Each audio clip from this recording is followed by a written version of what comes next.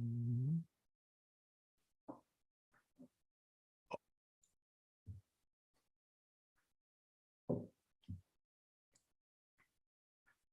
All right, all right, all right. We are live. We are live. We are live. We are live with Julien and Kiersten Saunders, who are the creators of the multimedia blog Rich and Regular. And they're here today to discuss their new book, Cashing Out, Win the Wealth Game by Walking Away. And I got that book right here in front of me. Hey, there we are. What's going on, Julien and Kiersten? How y'all doing? We're doing good. How are you? I can't call it. Just trying to make it through. You know how it is. I do. Family's good though. Everybody's solid. Yeah, everybody doing well. You know, we got the 3 kids, we got the dog, got my wife, so everybody doing okay. You know, just counting down to the next break that we have for school. So I know that's right. I love it. Yeah. Y'all just started though. Y'all start school in September in Texas? No, we actually start in early August. Oh, okay. Us too, yeah. Yeah, we started early August. And I know y'all have like a fall break in the Atlanta area, I think. Only in our county we did. Every county doesn't have one, but there's a large Jewish population in the county that we live in, and it's a holiday that week. So it just makes sense to give the kids off. But in other counties, they start a week later, so they get their break at the end of the summer, essentially. Oh, okay. That makes sense. I get that. So, hey, you know, there's somebody here right now who is watching you all for the first time. They have not necessarily heard of you yet, which most people have. But why don't you just tell a little bit about yourselves, you know, a brief overview of what you all do and who you are. Yeah. So hello. If you've never heard of us, which I think most people haven't. We are, I'm Julien, this is Kiersten. We started a blog called richandregular.com. It was really just documenting our journey to financial independence and hoping to inspire as many Black and brown people as possible along the way.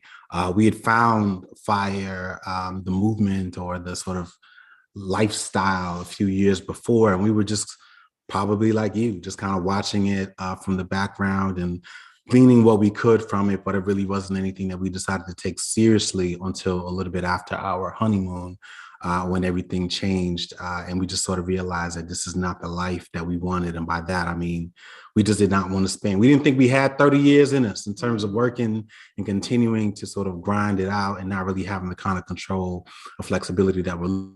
So that's when we stopped being bystanders and decided to really lean into it and then take it a step further to try to inspire as many people as possible. And so since then, we have grown the platform considerably. And so from a blog to the book, Cashing Out, which was released earlier this year. We also have a video series that we are really proud of called Money on the Table. Our podcast is sponsored by Success Magazine. And, you know, hopefully the next stop is TV. If I'm being honest, we're in the process of working with a production company, and hopefully we can find right partner, right network, and the right timing, which is probably the most important thing to see whether or not there's enough interest to create something like that. So all that to say, you know, we are one of many voices out there, but we try to make a point to, one, really focus on the Black experience, and really focus on culture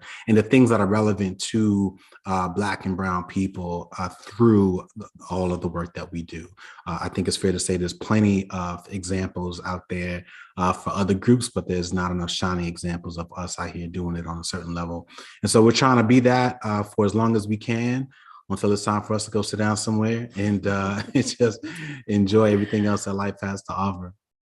You're right. There's definitely a lot of examples out there, but there are not a lot that actually resonate with us the way you are. Yeah. I mean, you guys are like, you know, from around the block, right? Yeah. Look just like us, which is probably why you all, you know, hit so hard with our community. So going back to what you said about Money on the Table, that really was one of my favorite YouTube, you know, series. And that's actually where I ran into Kevin Matthews from Building. Oh, okay. I had an opportunity. I love stories like this. Oh man, I had the opportunity to sit down with him earlier today before I met with you all, and he just has a phenomenal story, you know. Yeah. But I wouldn't have heard of him had I not had the opportunity to see Money on the Table. So wow, that's great. Yeah. So why don't you all tell us a little bit about why you actually wrote the book? Because it's a great book. It really is. Thank you. Thank Yes, you. Uh-huh.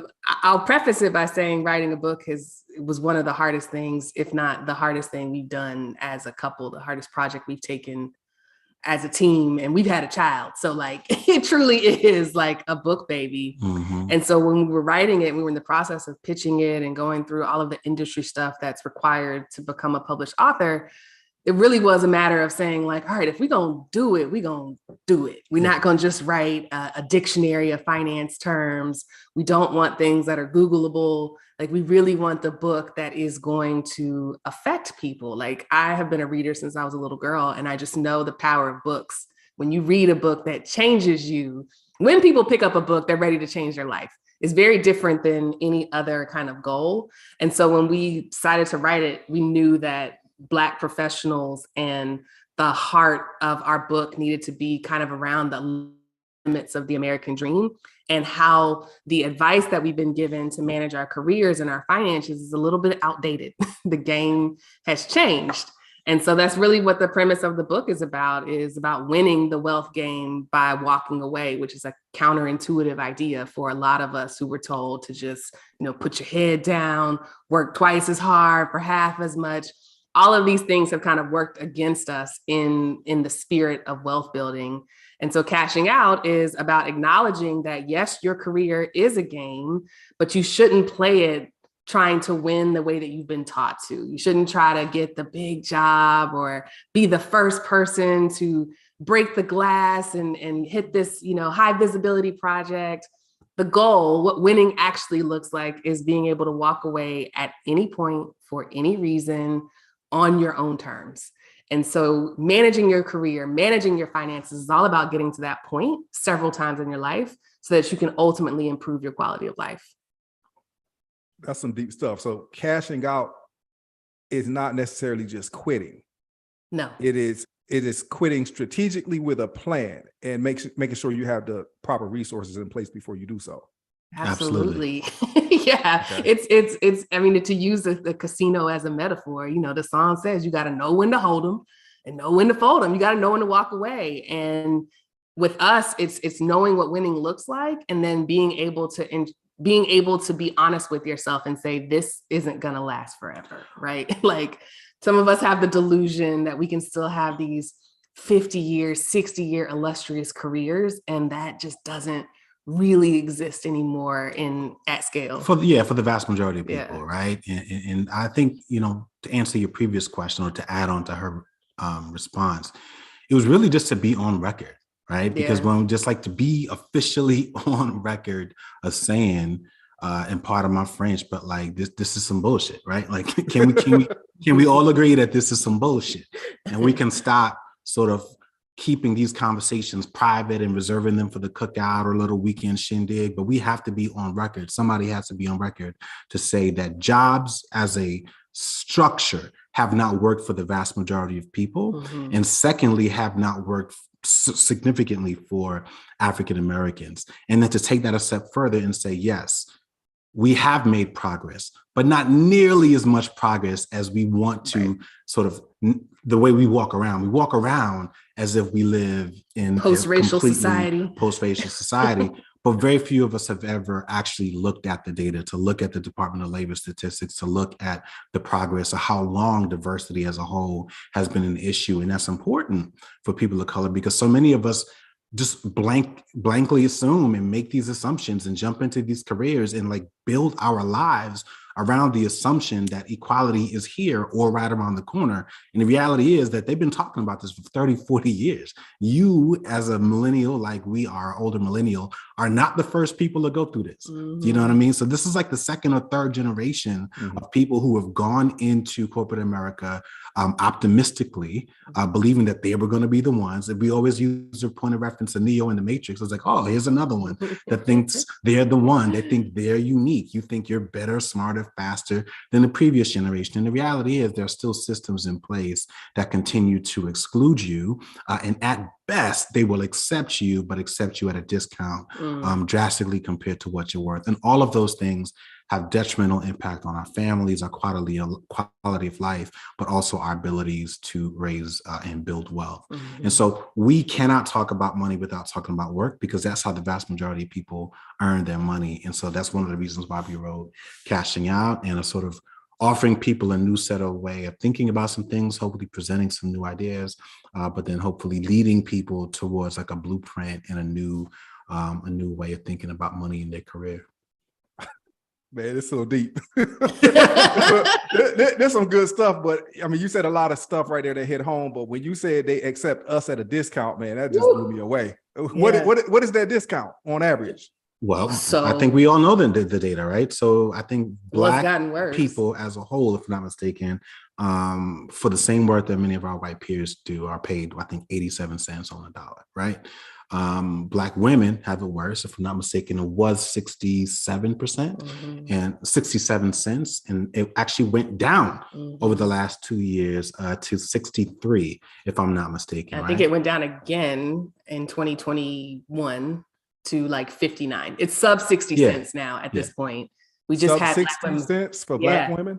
Wow. Yeah, we just had Black women equal pay day, and it used to be like, okay, this day commemorates how much longer after a year that you have to work for a white man to like earn the same money. And it's like, well, dang, now it's 58, 59 cents to the dollar. Yeah. So you're basically signing up to literally make half as much. And I think we need to put that in historical perspective. And I don't want to get too deep, right? But a lot of us, I'm not going to talk too much about, but there was slavery.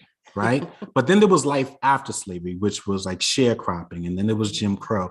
And all of us, we look back at these time periods like they were so long ago. And in some cases, that's obviously relative. But what I want a lot of us to think about is our children are going to look at us and what we're going through the same way that we're looking through at those things. It seems crazy to think that there was a time that we would have even accepted these things as normal, right? And so what we're challenging people to accept and confronting sort of corporate America to sort of deal with is that these sort of indifferences and imbalances in terms of the way that we're being paid and in terms of the opportunities that are afforded to everyone that is deserving are not being offered to African Americans. And this is persistent. It is very, very consistent as well. And so we've got to start talking about that. And we have to stop accepting that, right? That's the big part. We have to stop accepting it because hence the subtitle, When the Wealth Came By, Walking Away. That's how you prove your from point. This environment and from this broken labor agreement.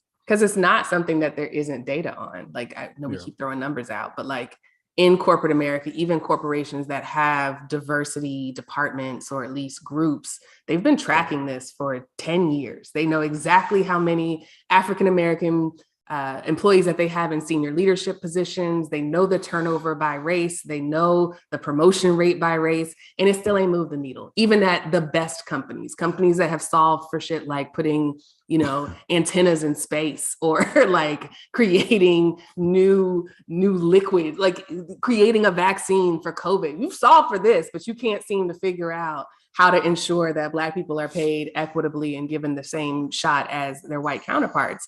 And so at that point, you start to realize like, maybe it's intentional. Maybe they want it this way. Right. And the only way to kind of combat that is to say, well, then I'm out. Like I'm going to take my talents over here. And if you still want them, like, here's the price as a self-employed or contracted employee, or just someone who has left the workforce altogether.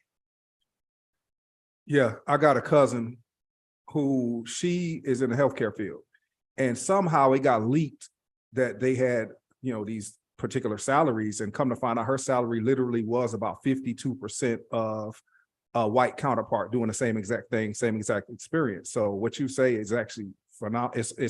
It's right on you hit the nail on the head pretty much. Yeah. And it's true for most of us, which is the hard part. Everybody has a story of somebody who found out or like reads about it in the paper, can listen to a keynote speaker explain their story. And it's like, it's actually true for most of us. There is another principal or project manager or executive administrator who is doing the exact same work and earning 40% more. Yeah.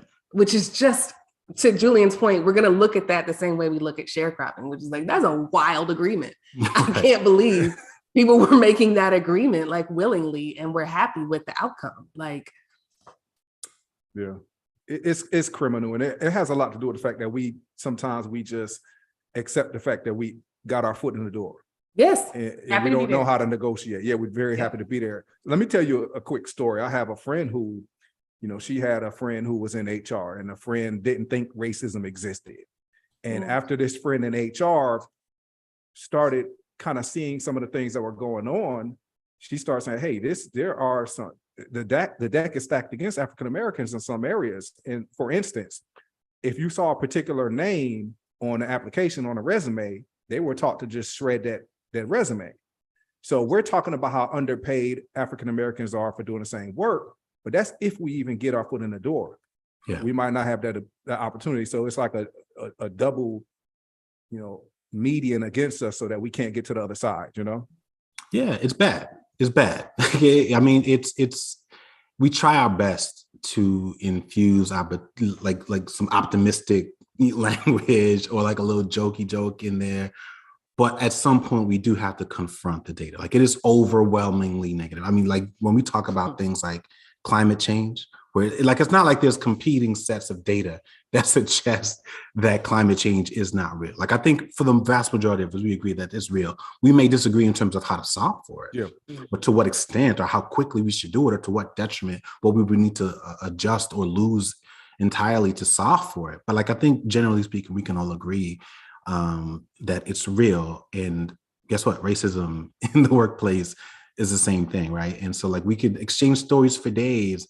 I think the reality is many of us hear that story. We don't see ourselves in that story. Mm-hmm. We assume we add this very romantic lens to it. It's like, yeah, but that's not me, right? Especially if your boss is Black, right? Mm-hmm. It's almost like you just don't see it because you couldn't possibly imagine that your boss would be doing that to you. Well, guess what? Or that your boss is being underpaid. Your boss is also underpaid, right? So to them, like, this is as good as it gets. All they see is progress, but they're not looking at progress relative to what's possible.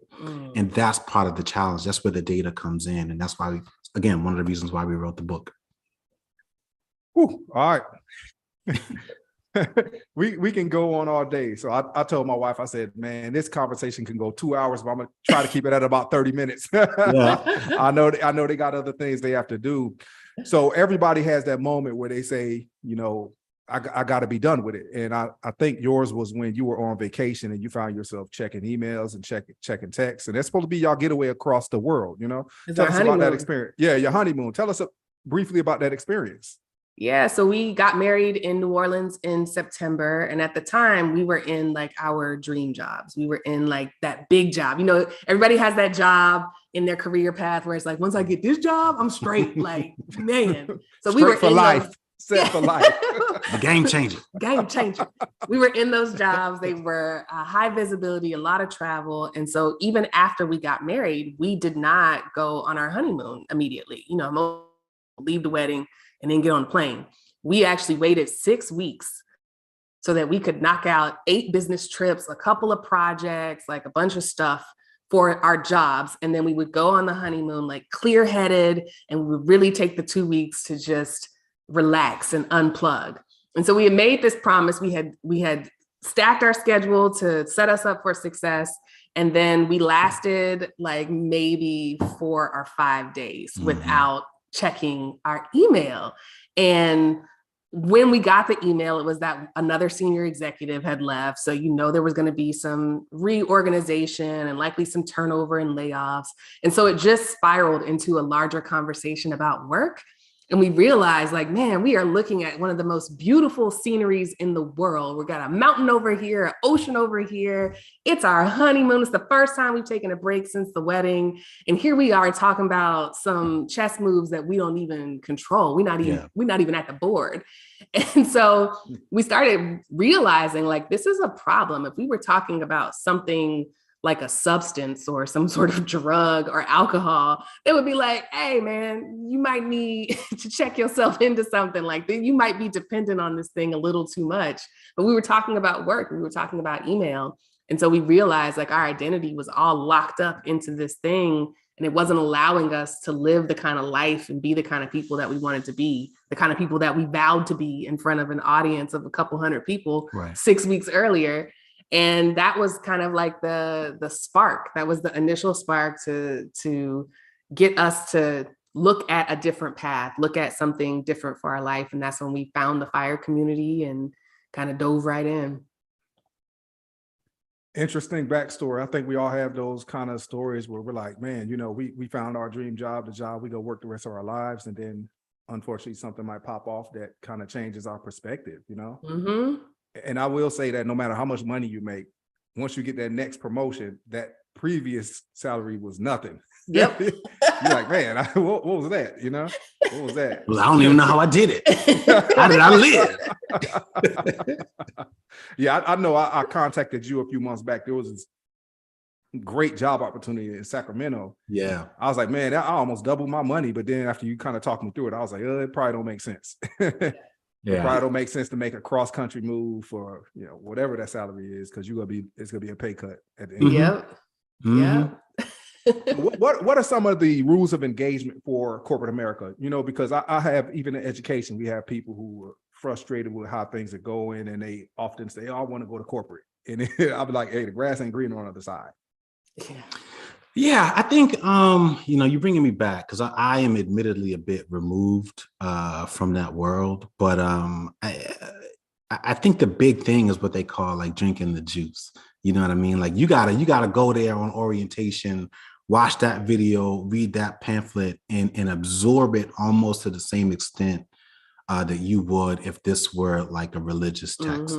You know what I mean? And very similarly, there are leaders of religious organizations. There are leaders of your organizational culture. They set the tone for everything. And so I think what happens is a lot of people have to conform, right? Everyone, to some extent, has to conform. And the challenge for Black and Brown people is that it's a huge stretch for them, because a lot of them have to like conform to a significantly higher degree in order to assimilate, and even more so to grow within these organizations. And what so many of us completely fail to do is to, one, measure, but also assess what that actually does to you on a deeper sort of internal, emotional, or even arguably a spiritual level. And so little things, and I'm talking specifically to Black men now, little things like adjusting your facial hair, right? Just like, we talk about Black women who are not able to wear their hair naturally, or you hear these examples of sports teams sort of cutting off their locks and all this uproar, but nobody talks about the fact that there is, without question, a certain standard to which you as a corporate employee in most cases need to conform in order to be accepted. And if we're being 100% honest, not to come across as threatening to white women. Right? This is a very real thing. In some cases, it is a formal standard. Like I've worked for employers who had very written and very specific standards of beauty or wardrobe and those kinds of things. But like that's stuff that we have to deal with. Let's talk about like the white voice, right? Or what we call the customer service voice, you know what I mean? To sort of take the edge off of it. But the reality is what we're doing is we are mimicking. Right? This is a leadership tactic. You're mimicking, you're mirroring in order to gain acceptance from a group of people who are perceived to have power. And in many cases, they do. And so these are the types of things that really everyone has to accept in corporate America. But like I said, a lot of us sort of conform to a really, almost like to a detrimental state. And I think everyone has a different threshold.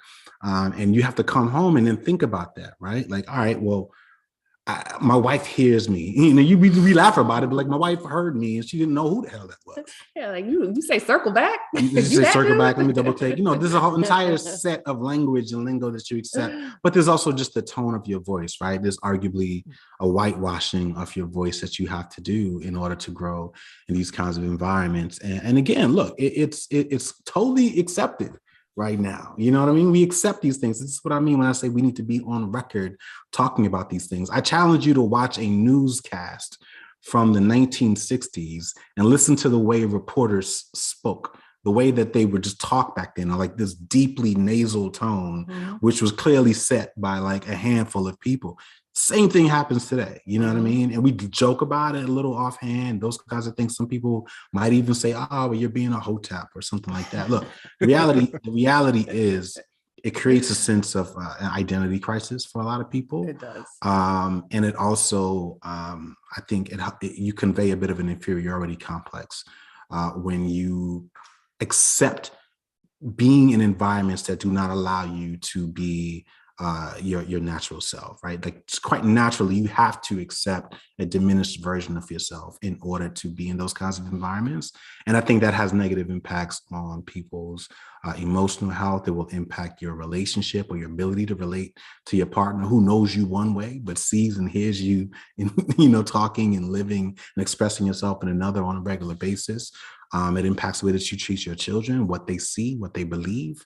And so these are things that I think are really complex, don't immediately have anything to do with money, but certainly are influential and impact the way that we earn money. Because again, if you accept these kinds of things, like, this is where a lot of us think that the good money is, the real money is going corporate, but we don't really take stock of some of the other costs of being in those environments. It's the cost and the ceiling, right? Because once you can get into corporate as you are, but if you want to continue to grow, like to Julian's point around mimicking, like, you got to mimic that lifestyle to be able to relate to people, to be able to have to make small talk with executives. If you ain't traveled nowhere and they just came back from a 2-week trip in Europe, it's like, what are y'all talking about? Work? Like, that's what the meeting is for.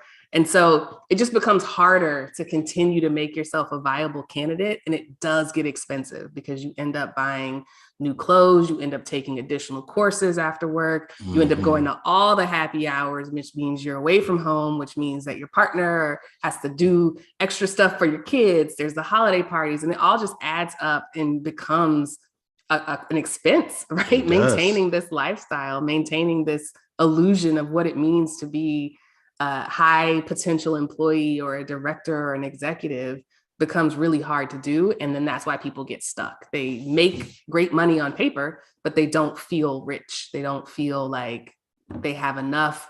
They come to us and they're like, I don't make enough money. And it's like, actually, you make plenty. We just got to reevaluate some of these lifestyle choices that you've also made at the same time. So basically, you're going out of your way to conform to an environment that really doesn't care about you. It is a toxic environment. And then you do what you can at that particular job, and then you go back home, and those are the people who really get the worst of you. Is your family. Yes. Yeah. And we've completely normalized it in this country, right? Again, this is something that transcends race. The larger issues are really just around the power dynamic between employers and employees.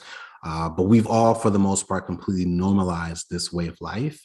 And we wanted to be on record to sort of talk about how ridiculous, or at least lopsided, some of this stuff is. And again, it's not to say let's write off jobs altogether. By and large, like, jobs are helpful in, like, creating the world and the comforts that we all enjoy. But we have to place a limit to the extent. Again, we call it like a boxing match. It's like a rigged boxing match. You know what I mean? Yeah. And so that the judges are gonna, like, do some ficky on the scorecards, right? That's just the way that they are naturally sort of set up to do, because they have an objective. But your job is to identify what is the minimum number of rounds I absolutely have to be engaged in this fight. You know what I mean? Because for the vast majority of people, this is not a fight that you can win. Yeah. You know what I mean? They got all the resources, all the tools, all the things. You're sitting here trying to guess to your best bet, like, what you might be able to do.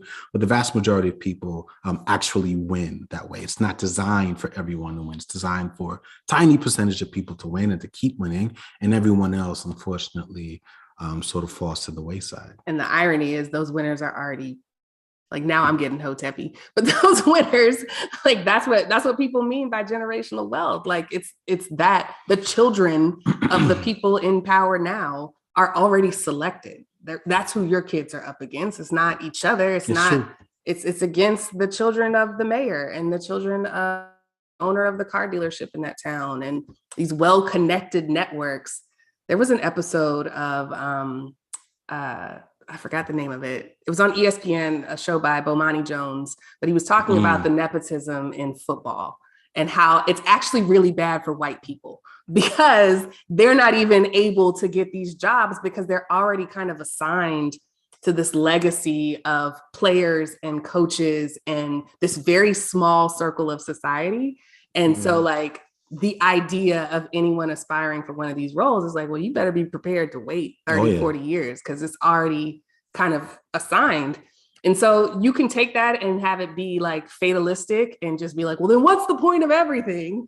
Or you can come to this side of the story and say, actually, there's a whole alternative. When you stop worrying about the 1% or the 0.1%, you get the 99%, which ain't nobody really messing with. You get a whole lot of quality of life in between, like super, super rich and privileged. And like, I do well enough to not have to use an alarm clock every day or worry about a budget, or I can eat a hot breakfast every single morning. Like those things also enhance your overall financial picture. And once you realize like to stop aiming for that stuff, you can enjoy everything else. Mm-hmm.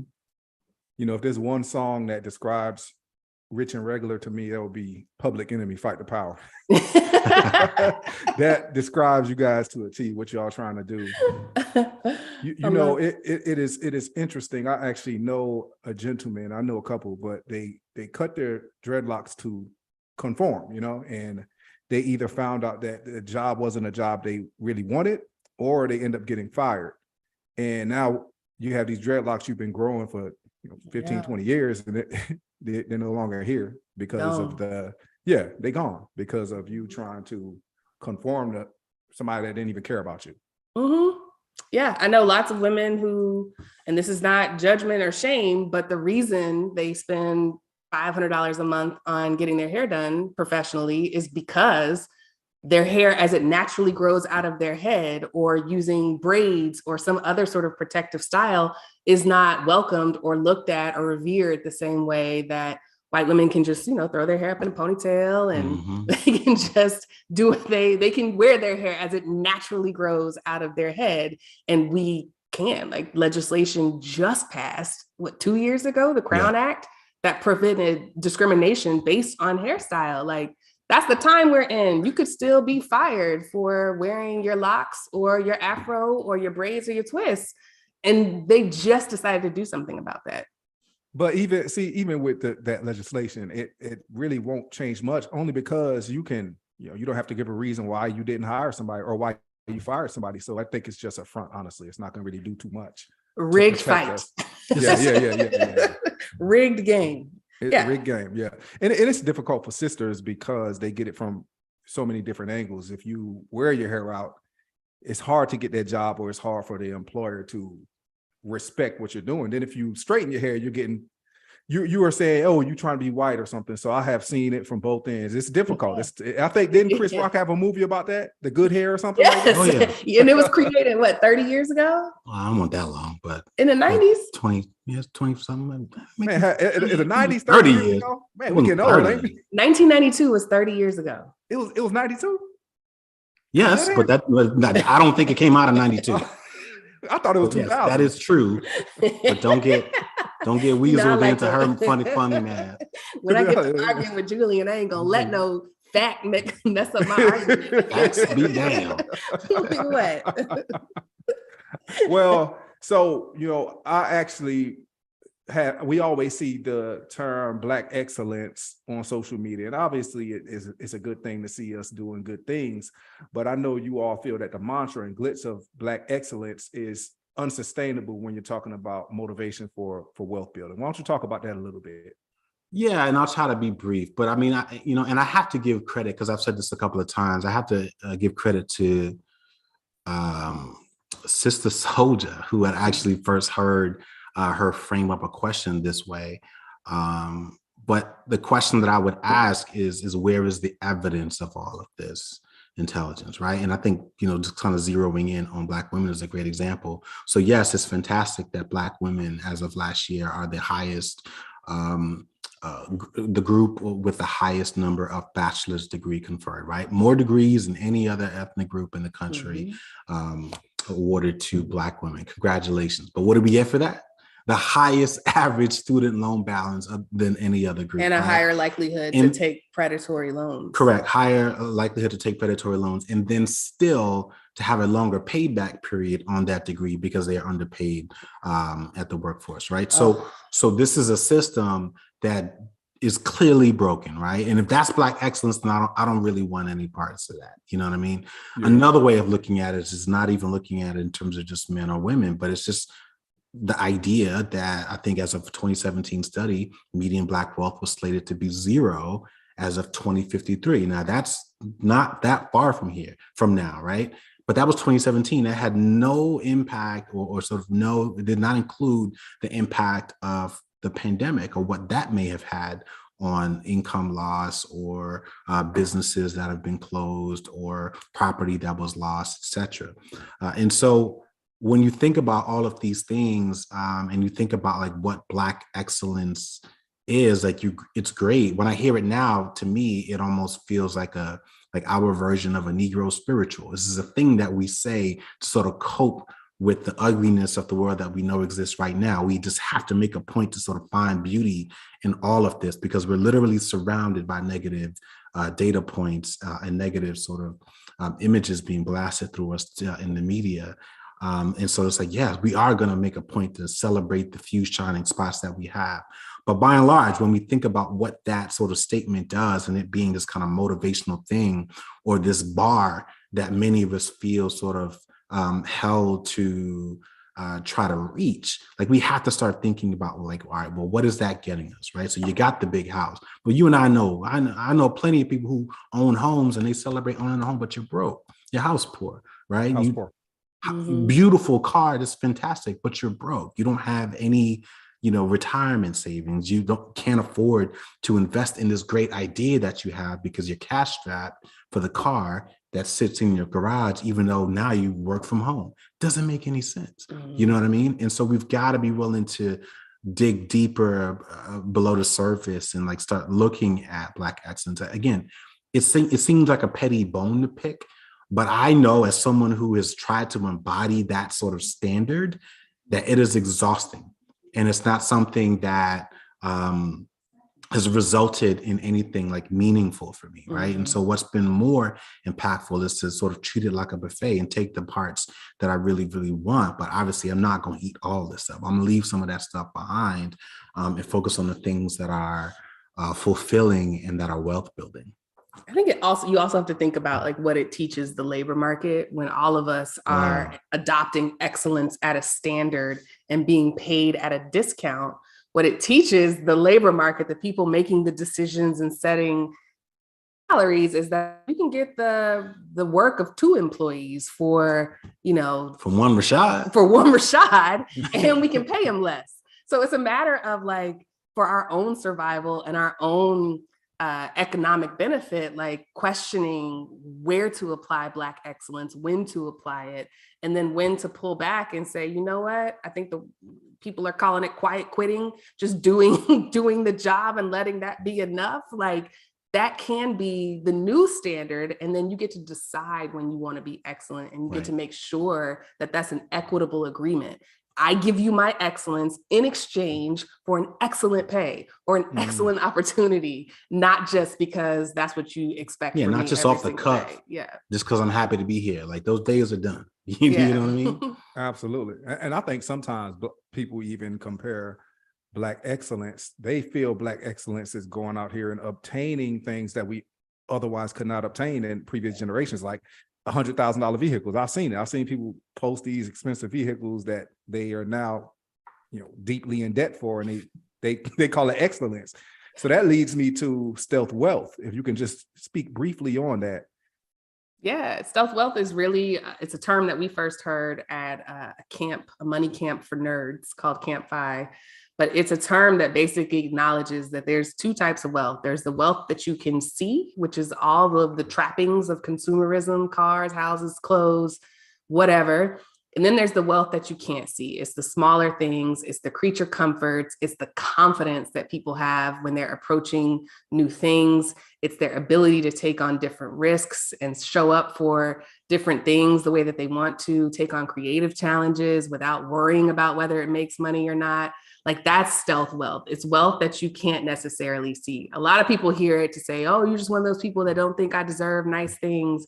I can't buy my designer bag and still be financially responsible. And it's like, no, you absolutely can. If you can afford designer and luxury and that's what you want, you should absolutely have it.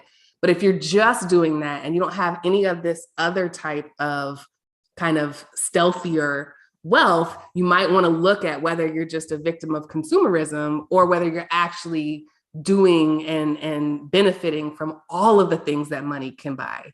You know, there's that phrase that money can't buy happiness, which, you know, has kind of been debunked by science. But there's a whole other range of emotions that money can absolutely be a catalyst for, whether it is a peaceful night's rest or lowering that stress cortisol in your body so that your blood pressure isn't spiking, or you're not at risk for any of these autoimmune lifetime diseases. Those things money can buy simply because you have the safety nets and you have the comforts of peace of mind. And so it's really making sure that people focus on the holistic picture instead of just like using money to buy more things with. And if those are good points. And if you're holistically looking at your financial future, that really does give you a better chance to cash out. I mean, if you are, if you become wealthy and you're not necessarily purchasing things that are going to hinder your wealth building journey, then you can cash out and you're not going to be a slave to your job, Yeah. Like one of the underestimated or underappreciated, like accelerators for our own journey was the fact that we haven't had car notes Julien just got a car after the pandemic because his hoopty died. But like we didn't have car notes for a solid 10 years. Mm-hmm. And so if you think about what most households are paying for typically 2 notes, it's upwards of $700-800 when you include insurance. And this was pre-pandemic. Oh, now more than that. The data is showing the average car note is $700 and something. Yeah. And it's lasting for 72 months. And then when you add insurance on top of that, it's folks, out, and that's not to shame anybody who's in this situation, but you're spending $1,000 every month on this vehicle, which is money that when we did not have car notes, when we, that we just redeployed to the market. And it's not a matter of never having had the money. Going back to the earlier point, you had the money, you just had already decided that for the next 7 years, it was going to be dedicated to this car. And what the switch that needs to flip is that you are always thinking about future you and whether or not she will be tired and whether or not she will still be in a position to write $1,000 check every month instead of doing something different with that money. And that's what kind of helps you curb the indulgences a little bit until you're at a point where if you want the car, you can just write a check for it. Right. Or if you want the whatever it is, you just buy it outright versus needing to always finance it. Mm-hmm. I love how you use the future you comparison. I was thinking about the hedonic treadmill. Like if you want to sign up for a 72-month loan, 4 months into the loan, are you going to be as happy as you were when you first got it? And you probably not. Once that new car smell has worn off or that mortgage, you're going to be like, man, what the hell was I thinking? Yeah, I tend to point the finger at cars because I'm like absolutely not a car dude, but I think the same is true for experiences too, right? Because like we talk about experiences as if like they just never get old, and I'm like, no, they get old.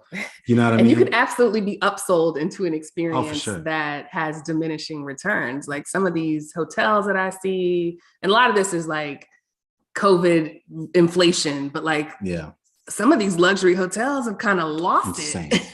Like a night is a mortgage. Like you want $1,300 for a room in a building that like I have to share with 100 other people. Yeah. Like this is crazy. So yeah, there's definitely a limit to experiences as well. And yeah, I see that. Like my wife isn't as thrilled with me booking a cruise as she was the first couple times. So, hey, I have a couple of questions before I let you go, just from Facebook, if you have a minute. So the first question says, the 4 purposes of income, which phase did they find to be the most challenging? Flexibility.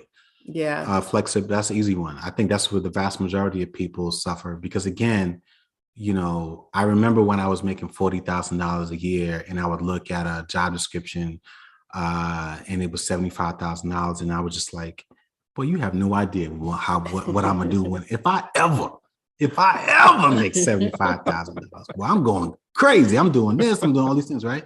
The hard part is to make that $75,000 and still live like you were earning and making $40,000 because you have the flexibility, you have the ability to buy up. I mean, I remember in our early debt payoff days, I was testing the limits of DSL internet for a couple of years.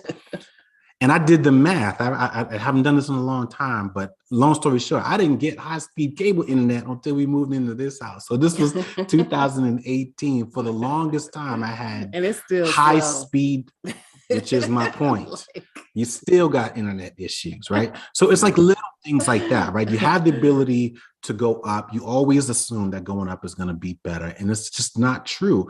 Or at best, like it's not always true. You know what I mean? You may not always value it. I remember when, we were making more money. It was like, we're going to start shopping at Whole Foods. And it's like, all right, but can I look back and say that all of a sudden I am so much healthier now than I was then? No, in fact, I've gained a lot of weight.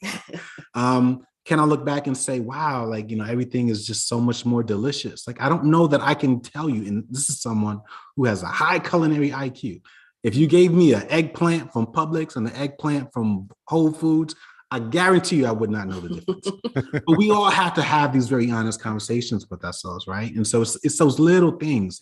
It's committing to say, all right, I'm going to spend more money on a couple of these things, but I'm just going to automate all the other stuff because one, I don't trust myself. Mm-hmm. And two, there are incredibly powerful and sophisticated systems and mechanisms working against me every second of every day to separate me from my dollar. That's what we mean when we say, if you don't give your income a purpose, someone else will, because someone else is someone else's marketing team. I can assure you that they are learning about you and everything about you and your kids and your family. And so this is the world that we live in today.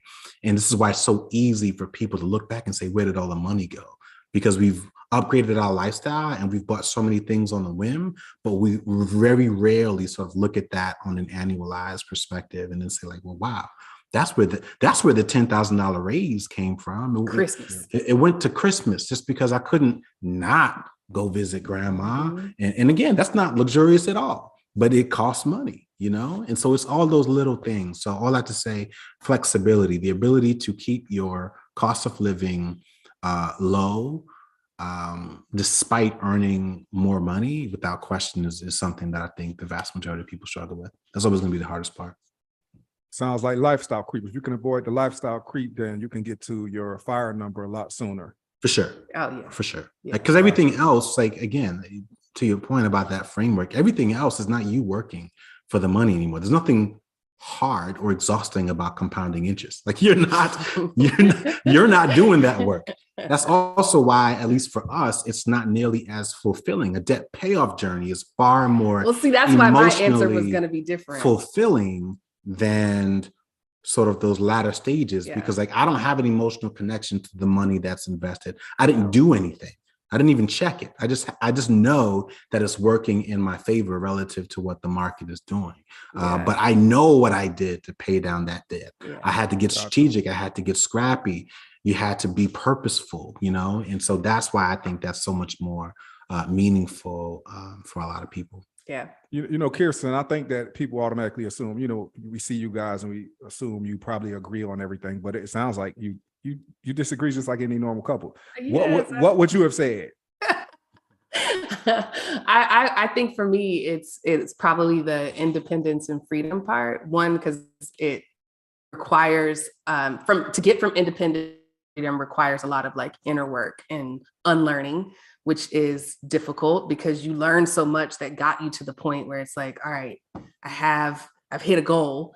But now to get to the next level, you got to unlearn again. And that includes some of the stuff that you did during debt payoff days, some of the risk that you wouldn't take, your relationship with debt. All of that stuff requires like, oh man, to get to this next level, I got to revisit that. And then I think in the independence phase, it's just a matter of boredom. Like I am someone who enjoys trying new things for the reward of either saving money or making money. And in the independence part, to Julian's part, like you're not doing anything. You're really just trusting a larger system. You're investing consistently. You're building off the habits that you already have. But there is always like a urge to be riskier. And managing that, making sure I don't go all in on, shit coins, like random crypto, or that we don't up and create like a vending machine business or, any of the stuff that you see online every single day. Like it requires a discipline to stay in the independence phase and then to move past it, to go to freedom. There's a lot of risks, unnecessarily risks that you can take once you become financially independent that will set you right back to where you came from. And so managing that in me, managing the excitement levels I have for other investment opportunities has been challenging. It's so funny you say that. It seems like the more intelligent we get with our financial, acumen, the more scams we get thrown our way, the more people that have something like Forex or whatever that may be that we have to try, or else we're not going to be financially successful. So and they're getting good at it too. I'm not talking about those scams, but even just, again, riskier investments where it's like, why would we do that? We absolutely could take on riskier investments, but the goal is to let the money keep working. If those riskier investments require any upfront labor to get it started, or a new relationship with vendors and renters and all of this stuff, it's like, what was the point? Like, this is the essence of counterintuitive. Yeah. Absolutely. So one more question I want to ask. It was in years 6 through 10 of the 15-year career, they discussed building skills that will help them in the long run. Would love to hear more about this and how they applied that thinking during their traditional career. That's a great question. Okay. I heard a deep breath. I thought she was getting ready to. Well, I just finished talking. I was giving you a chance. So 6 through 10 is really just about jumping around, right? And trying to see what sticks, what works, with the intention of taking and developing that skill and capitalizing on it from years 11 through 15. And if you're beyond, super lucky, even beyond then. We are a living example of that. I'll tell you a story. In the book, we talk about how hard it was. There was a moment in time where I wanted a $10,000 raise, and this is real. Like I'm still bitter about it. Like I deserved that $10,000 raise, and at the same time, I remember cutting off a significant portion of my marketing budget to test and learn this sort of influencer marketing thing that the company was doing at the time. And as I did some digging, I found out that one of the guys that we cut a check to was paid around $10,000 to take a vacation to one of our hotels, eat at our restaurants with his 2 daughters. And the ask of him was to write a blog post, do like a video, and post some pictures on social media. And I just remember thinking, like, I gotta work a whole year. To your point about like assimilation, I've got to do certifications, I got to do all this stuff. I got to knock out all of my KPOs, which are like intentionally, set out of reach, just to qualify for an opportunity to make the case for a $10,000 raise. Meanwhile, the company flippantly places a $10,000 value on something like that. And so as a marketer, as someone that was in marketing, I said, well, yeah, do I think I can do that? Yeah. Do I think we could do that? Yeah. And so now fast forward, and again, I'm not saying this to brag, but when we would get $10,000 for doing things like this, respectfully, we get $10,000 for multimedia content that we enjoy doing and we get to be ourselves. And again, I'm not saying that to say that we are celebrities or something like that, but I do think it's important for people to sort of understand that this is a very real economy and a very real industry, something that a lot of companies rely on. So it's not this passing, fading thing. It's something that those of us who know and are doing it well have been able to build like very impressive businesses because of it. And that's just one example. Like in the company, at the time, we used to just call it like, I couldn't think of anything fancy, but like you used to think of the company as a boat, and every boat has like cracks in it. Well, the company does not always have a department that is assigned to fill in those cracks. They outsource some of that stuff, which means there's an entire business of someone whose job to just fill the cracks. And it's super simple. Listen, like there were back then, again, it was a hotel company. We used to hire out a company, pay them millions of dollars to take photos of these hotels. You have a camera, whoever's watching this, I have a camera. You could get paid $1,500 to go travel to Bora Bora to take pictures of a resort. You mean to tell me you can't learn that skill? Of course you can. You know what I'm saying? And so these are the kinds of things that are readily available. And so whoever your employer is, I'm speaking to the educators right now. Look at the Department of Education budget. I can assure you that the professional services and some of the smaller services and things that just get rolled into overhead, there's an entire industry of stuff like that somebody does. You know what I mean? And so all of these things are everyday opportunities. And so to go back to the book in years 6 through 10, it's not just a matter of saying, this is my job and these are my skills. These are the things that I'm going to try to build off of. It's also a matter of taking a step back and looking at where the company or the organization, the world, finds value. Yeah. They find value in these things. And if that thing seems like something you could do, it's worthy of exploring. And it could be anything, you know, but like somebody gets paid to do all the little things, and you'd be surprised how much that person makes to do the thing that the company just does not want to hire someone to do. All of those things, I think, are income earning opportunities. And so these things happen, and they're far easier to do now with advances in technology that we've seen over the last couple of years. Great. That's some good stuff. So ultimately, at the end of the day, we need to make ourselves marketable. We need to hold these employers accountable so that they know, hey, this person right here can go over here to company B, or they can start their own company and be more successful than they are at our company. If you're going to be a cog in this system, then be an expensive cog. Right. That's it. That's That's it. Don't just be a regular screw. Be an expensive screw. That's it. That's I love it. I absolutely love it. Well, why don't you first of all, I want to thank all of the viewers from YouTube. Thank you for tuning in. Can you tell the viewers, where they can find you and how they can best support you in your mission? You can find us at richandregular.com. If you're already on YouTube, we have a YouTube channel, Rich and Regular. You can follow us there. You can buy our book, Cashing Out, anywhere books are sold. And then we are pretty active on all the socials. We have Instagram, Twitter, Facebook, all at Rich and Regular. So if you want to keep up with us, follow us at any of those places. And we look forward to chatting with you. All right, Julien Kiersten.